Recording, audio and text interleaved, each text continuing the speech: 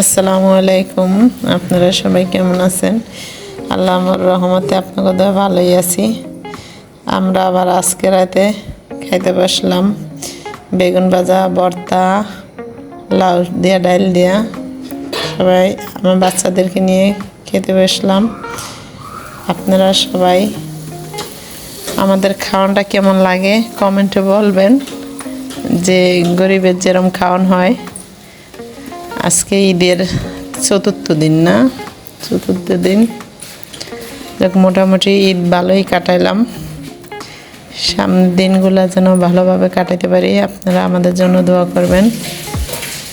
সবাই ভালো থাকবেন, দোয়া রইল সবার জন্য। আর ভিডিওটা ভালো লাগলে লাইক, কমেন্ট, শেয়ার করে দিবেন।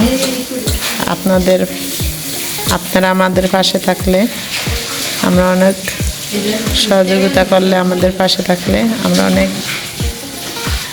সামনের দিকে এগিয়ে যেতে পারবো। বিসমিল্লাহির রহমানির রহিম। বাদ্দুগা খায় আপনার